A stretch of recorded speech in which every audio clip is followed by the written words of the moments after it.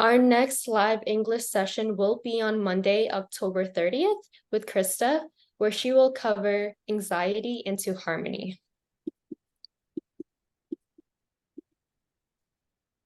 The Parkinson's Foundation provides weekly education and wellness programs virtually through our PD Health at Home series.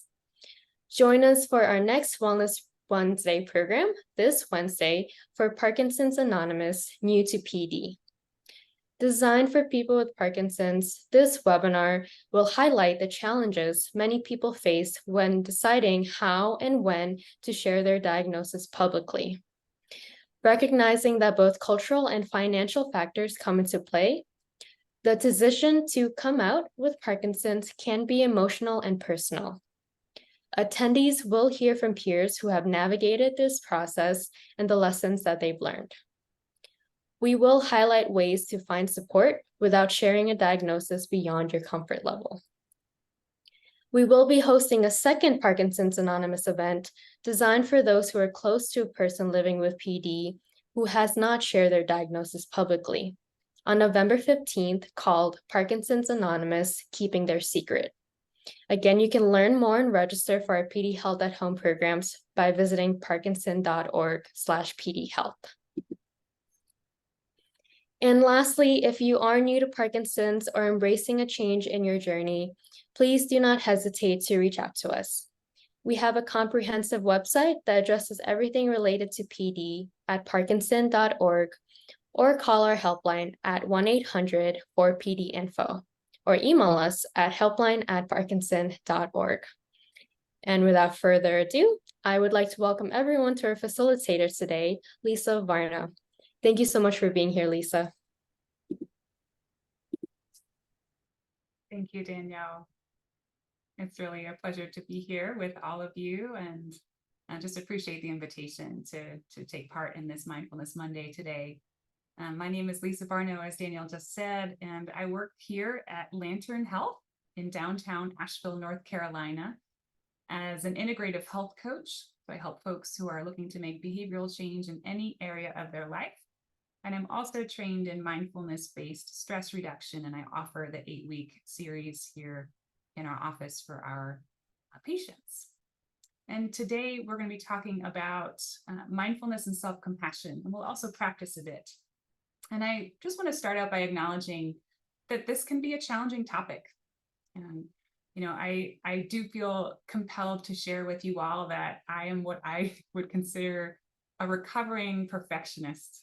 And in my previous profession in music education, and also as an athlete on the side, I could be very hard on myself.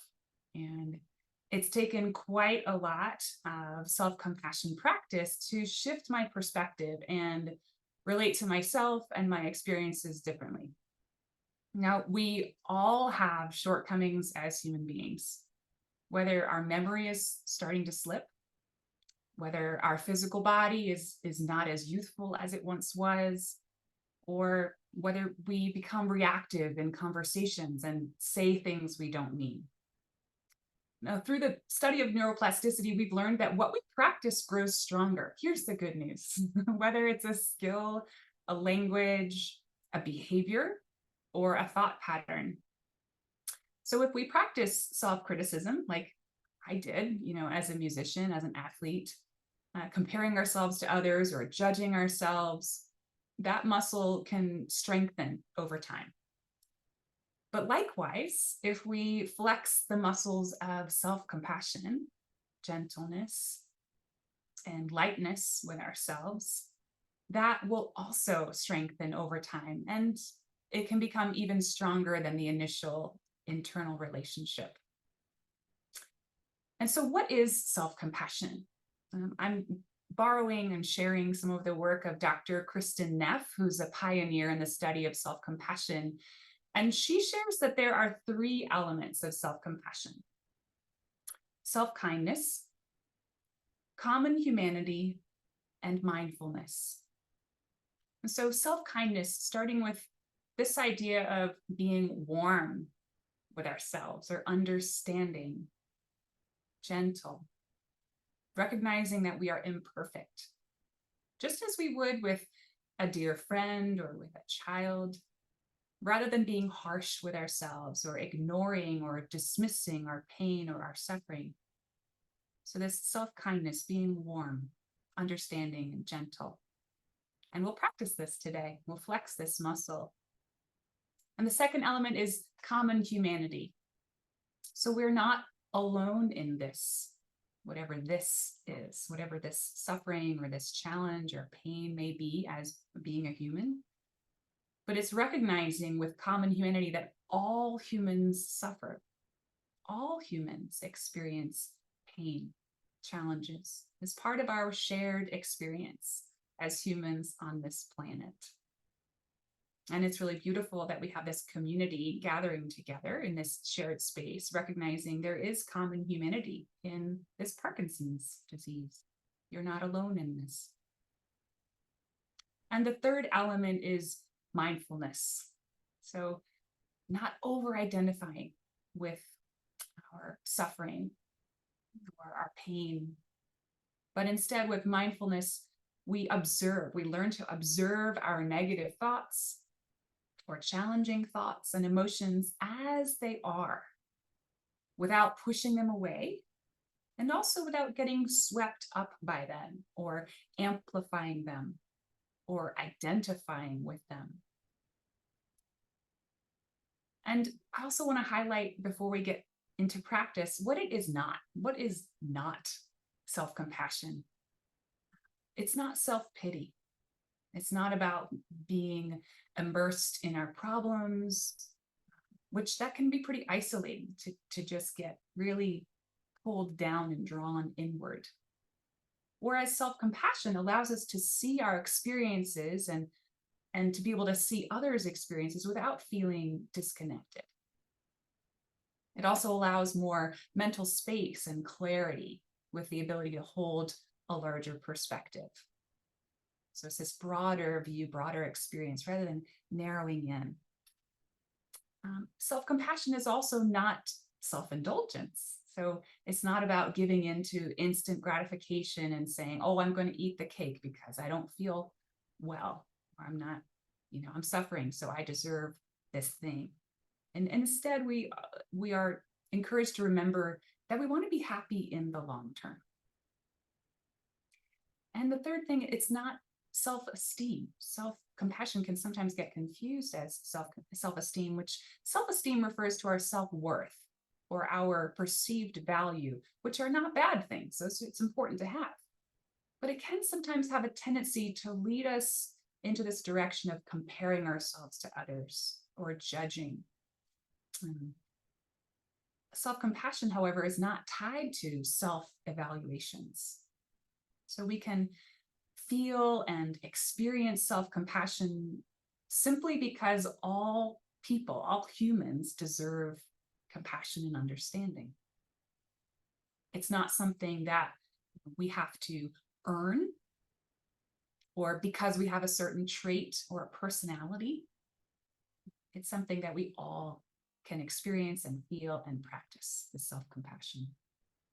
And so we're going to transition to loving kindness meditation practice. And just want to highlight that before we get started, sometimes when practicing something like this, there might be opposite feelings that arise. We might feel uncomfortable. We might feel sadness washing over us, or anger or grief. And I don't say that to scare you or to turn you off from the experience, but just to let you know that that is normal, and that can be a sign that your heart is softening, opening in a way, and maybe shedding a little bit of light on what might be held there. And if that happens, there's no need to judge ourselves for having those feelings, for having that experience. So you can either, with that experience, if it's a challenging emotion that rises, you can shift to mindfulness practice with whatever patience, acceptance, and kindness you can offer it, and direct loving kindness toward those feelings without wishing them away. So creating space for what arises in the moment. And if it ever feels overwhelming, you can return to awareness of breath, which is where we're going to begin. So there will be choices along the way for each one of us to explore this practice. And I'd really encourage you to listen to what your mind and body and heart says, and just know that what I'm offering is an option. It's a choice. So let's transition to some practice, and knowing you can sit, you can choose to lie down, you can choose to stand, whatever your body is feeling like it needs to do to come to a state of ease in the body in whatever way it can find some ease today, but also a sense of wakefulness. So being alert to your experience. So it's not about getting too sleepy. And if you find yourself getting sleepy, you might open your eyes or you might change your posture a little bit. So let's begin, and close your eyes if that feels welcome to you, but knowing you can keep your eyes open or have a soft gaze. Or you can open your eyes at any time along the way if that helps you to feel more present with your experience. And let's begin just by sensing our breathing. So the invitation is just to turn this awareness, this kind awareness, to our breath, sensation of our breathing. And so just making note with curiosity, where can I feel my breath moving in and moving out of the body? Maybe you can feel it in your nostrils, maybe in your throat, maybe your chest or the rib cage or your belly. And knowing that you can come to this place of breathing meditation at any point along the way. This can be your home base.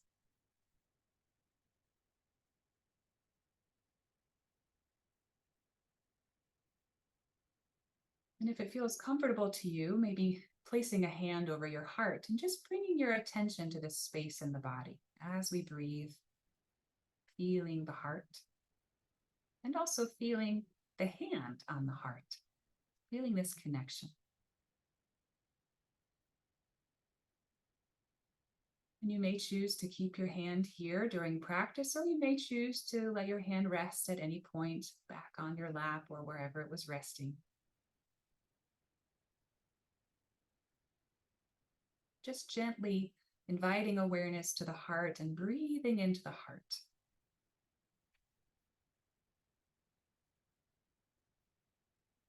Inviting this space to open.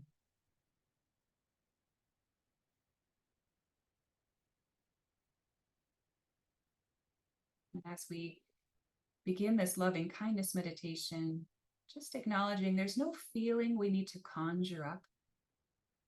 It's recognizing that loving kindness is already existing within each one of us. And so just turning toward that which already is here.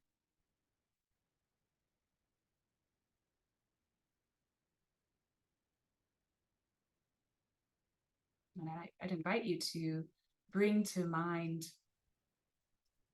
someone in your life, and this could be a pet, this could be a person, who embodies loving kindness, who embodies gentleness and warmth, compassion, kindness. This could be a baby. This could be a pet, a human being that's alive or has passed away. And just bringing this person into your mind's eye.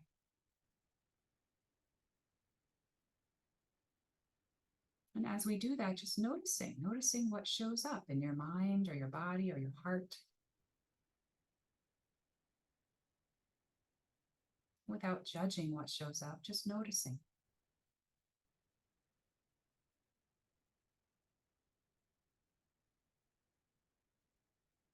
And you can stay here with this image of this person or being, or if you'd like to, repeat a few phrases within your mind or out loud, or maybe create your own phrases, but just sending loving kindness toward this being.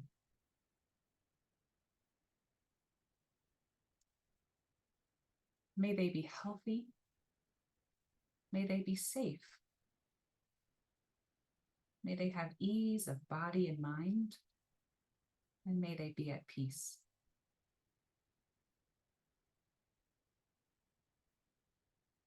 And again, just noticing what shows up in the mind, the body, and heart after sharing those phrases or after just resting in this awareness of this being.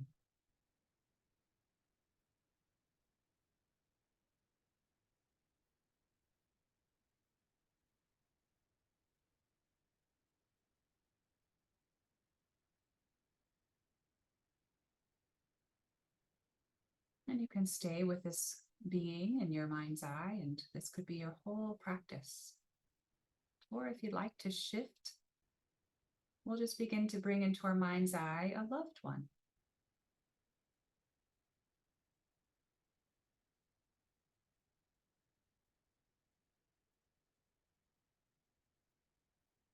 And you can rest with this awareness of the loved one. And notice what arises in your body, your mind, and your heart. Or send these well wishes.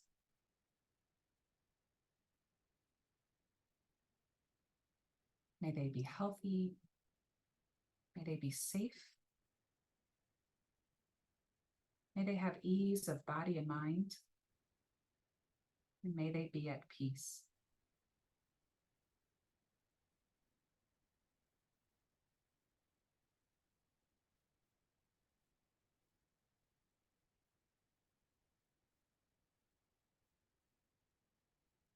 And noticing what arises here.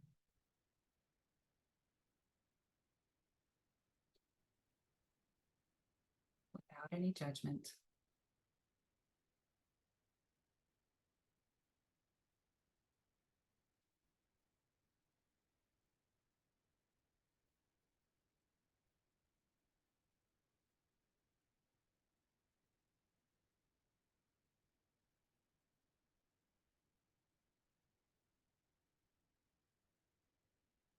Bring awareness to yourself.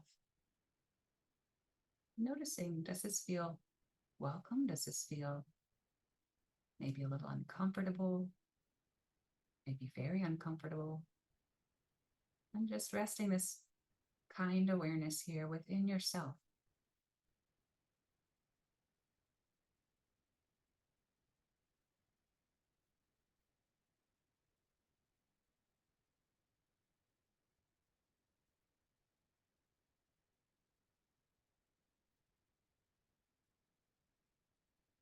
And if you choose to send the same wishes within, or any other phrases that resonate for you.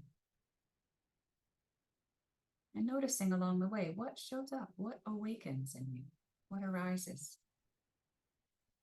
May I be healthy.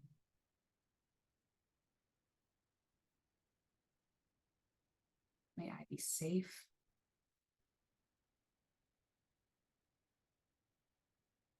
May I have ease of body and mind.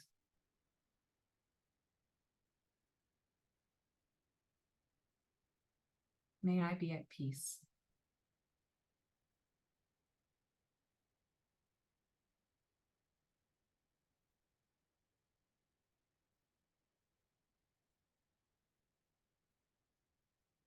And allowing whatever's here to be here.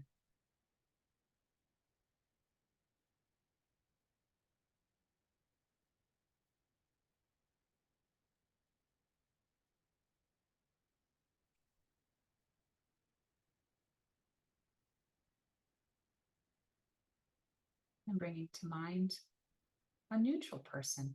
This could be a person that maybe you would see in your neighborhood, maybe a postal worker, someone who works at the grocery store.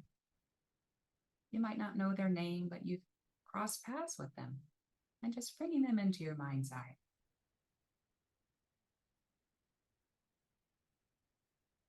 And again, noticing what shows up here as you do that.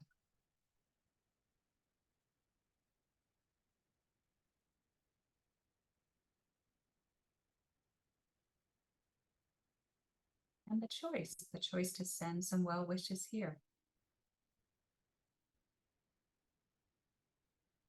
May they be healthy. May they be safe. May they have ease of body and mind. May they be at peace.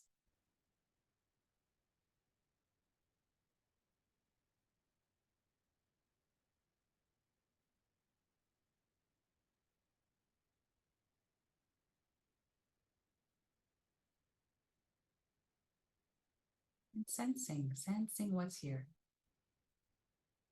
within the body or heart or mind.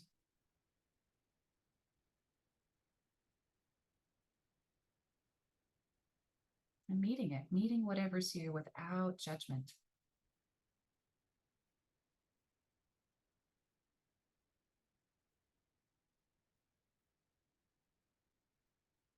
And then an opportunity to bring into our mind's eye someone who may be a challenging person. And it's not a 10 out of 10. We're not going for someone who's really challenging or you're in direct conflict with, but maybe somebody who's a 5 out of 10 with challenge, maybe a 4 or a 3.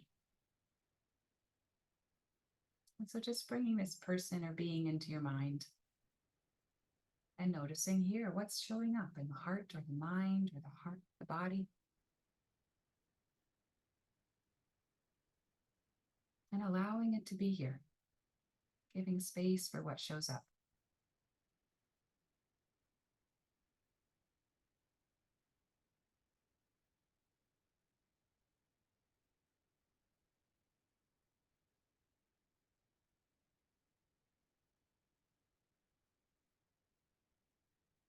And either sitting with this and noticing, witnessing, or sharing the same well wishes and seeing what shows up here. May they be healthy. May they be safe.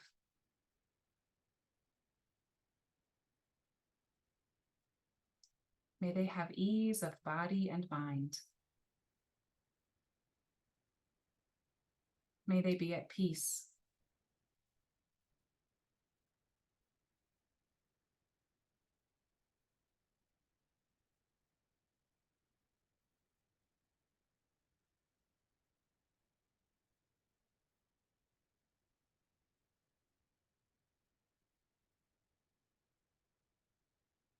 And then shifting again to bring into your awareness anybody who's in the home or dwelling that you're in.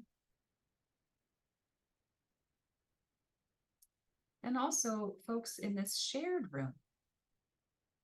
It's bringing all of these humans into your mind's eye.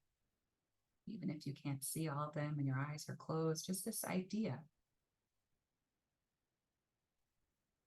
And let's also expand to any of your neighbors, anyone who lives around you, in your neighborhood or in your building or your block.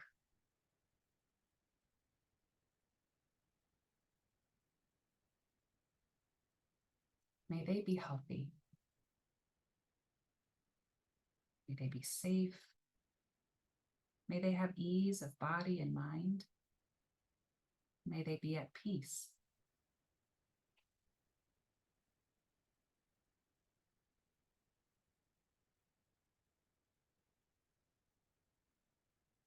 And then considering the city or the town that you live in and all of its inhabitants.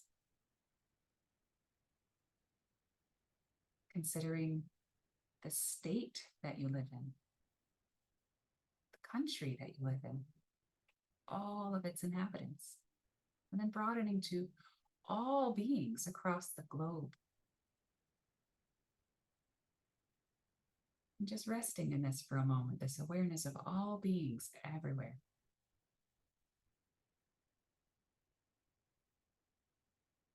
And maybe choosing to share these well wishes. May all beings be healthy. May all beings be safe. May all beings have ease of body and mind. May all beings be at peace.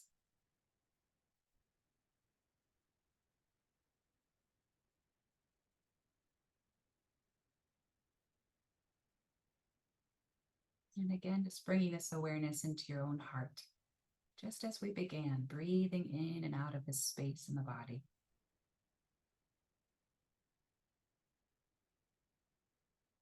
Noticing what's here after this practice we just experienced together. Knowing there's not one way to be or to feel, and allowing what's here to be here.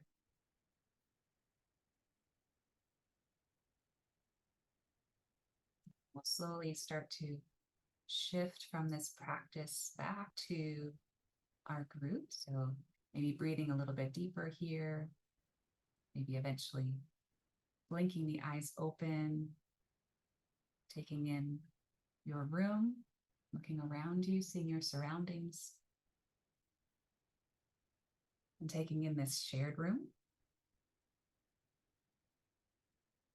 Maybe taking some movement in the body that feels welcome.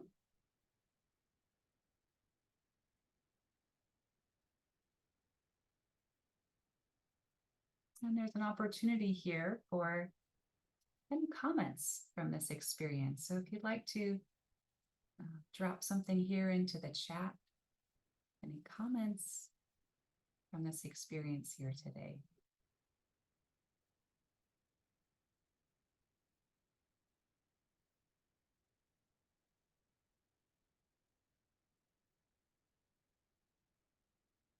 There's a question here from Phil. I wonder if you mean the physical heart or if you could substitute soul for heart. You certainly could, if that's your choice to substitute soul. Thanks for the question, Phil. And thank you. iPad mentioned it was a beautiful, wonderful experience. Thank you for sharing that. Oh, thank you, Sandy. Beautiful, loving kindness metta is my favorite. Yeah, it was very soothing. So some positive experiences shared here. I'm glad to hear that. And also there's room for challenging, right? That this can be a challenging thing to turn toward in practice. So there's space for that too, if that's your response. Jeanette says this felt similar to praying. Many people feel that it can be similar or parallel to that experience. Reminds me of meditating, Sandy says. Yes, yeah, and what we just did was a form of mindfulness meditation. Yeah, really waking up to the moment, this kind, non-judgmental awareness. Soothing, another vote for soothing here from Kathleen. Thanks for sharing, Kathleen. And anything that might have been challenging or surprising, you're welcome to share here as well.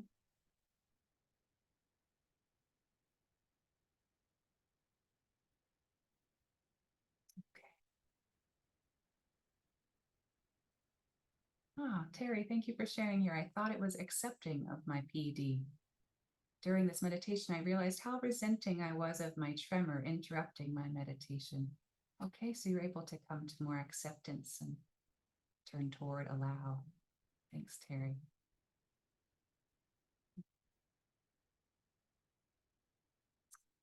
iPad says, lovely. I like the idea of praying for peace or opening for peace for others and self. Thank you. Kathleen, how my world expanded. Yeah, it does feel expansive, doesn't it? When we start with one person and broaden in that way. Yeah. And I'm reading again Terry's comment, and I'm wondering if I misinterpreted that, Terry. So you shared, I thought I was accepting of my PD, but during this meditation, I realized how resenting I was of my tremor interrupting my meditation. So yeah, so that's some challenge here that showed up. You realize there was some resentment here, and so maybe some space for some more acceptance, some more self-compassion practice. Yeah. Yeah, John, thanks for asking the question. Any suggested readings on self-compassion? So I mentioned Dr. Kristen Neff, and I'll end it here. It's a wonderful resource, NEFF. It's self-compassion.org. I'll drop that into the chat here. But she has some wonderful books as well. You'll see those on her website and some other meditation practices as well. So hopefully you can find some other helpful resources on the topic. And I thank you all very much for practicing with me today and connecting in this way. And I wish you all well and look forward to seeing you all again sometime soon. Thank you all.